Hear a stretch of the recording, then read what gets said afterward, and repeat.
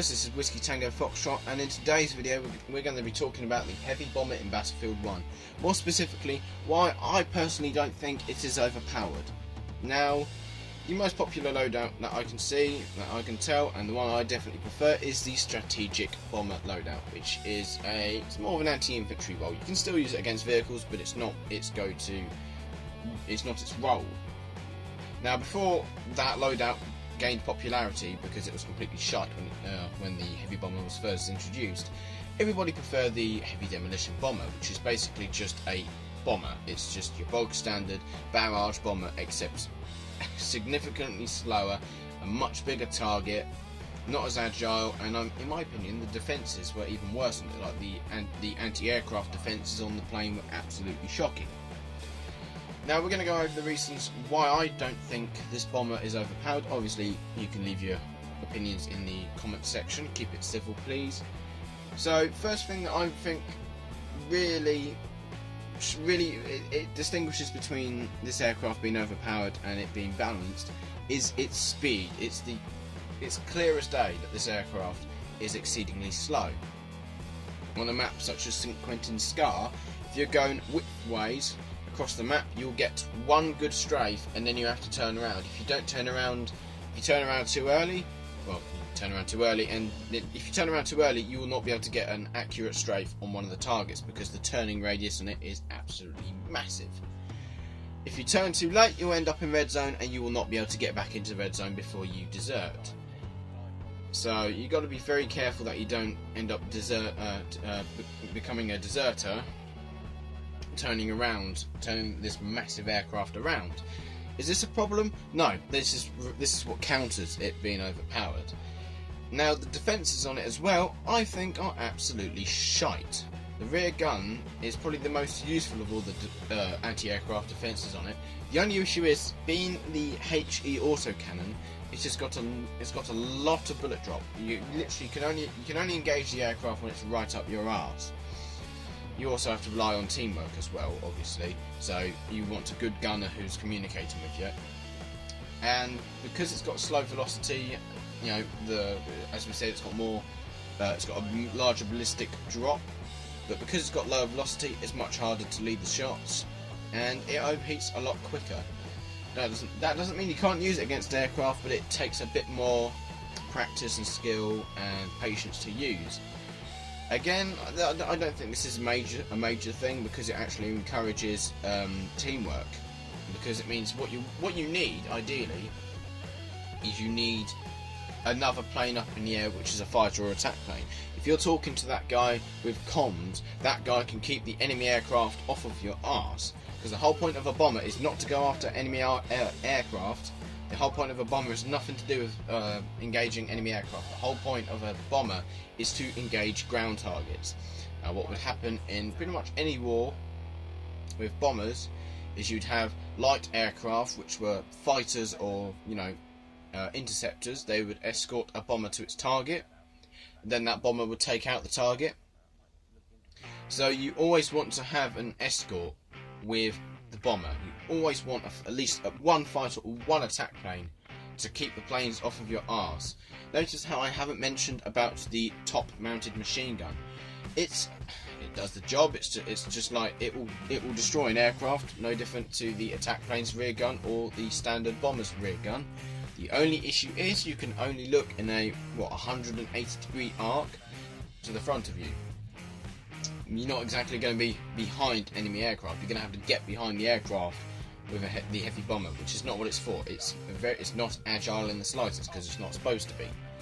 So teamwork obviously can help in Battlefield. It always will help. Teamwork always helps. But more specifically, if you have a load of good pilots, or at least one good pilot, or people on the ground next to anti-aircraft guns, you can dominate the battlefield with this loadout.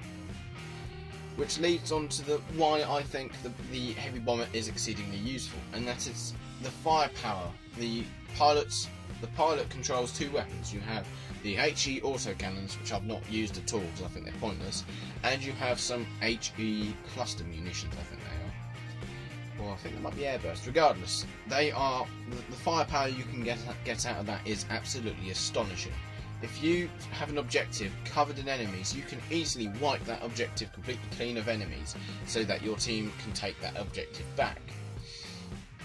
You might have seen it in the start of this video where I was easily getting, at one point I got 11 enemies in a single strafe, which, you know, will wipe the objective completely clean, and then your team can go and reinforce, or they can capture it again, or they can do whatever they need to do.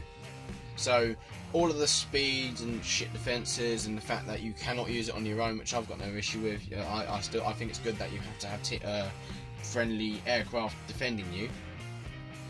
That's why I think that the actual firepower section that's what makes the aircraft actually useful. The fact that you have to, once you're escorted to that objective, you can level that objective. You can just rip them a new arsehole on the objective, and then your team can take it back.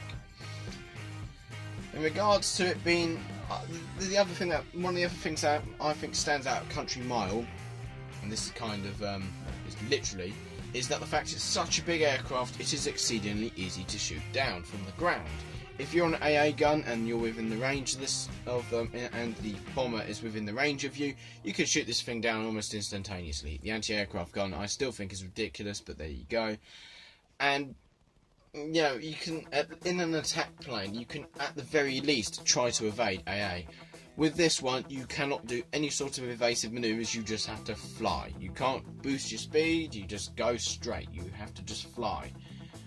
So I think that also is a reason why it's not overpowered, because it's such a large target, especially to small arms fire. You'll never ever ever be able to repair in some matches. You just never have the chance to repair, because you just get the literal shit shot out of you, because you've got 5-6 people on the ground with LMGs aiming at you, and that's it. You know, they could I've been shot down with small arms fire no end of times in the heavy bomber. So the lack of agility and the fact it's such a large target as well, in my opinion, make it balanced, as well as the fact that it's slow, defences are shite, and you need to escort it. But once you do escort the exceptional firepower on board the heavy bomber to its target, the effectiveness of it can be absolutely game changing. But that's what it should be. It's a heavy bomber. It's a big fuck off aircraft. You drop a shitload of bombs, so it should at least be able to stop people taking the objective.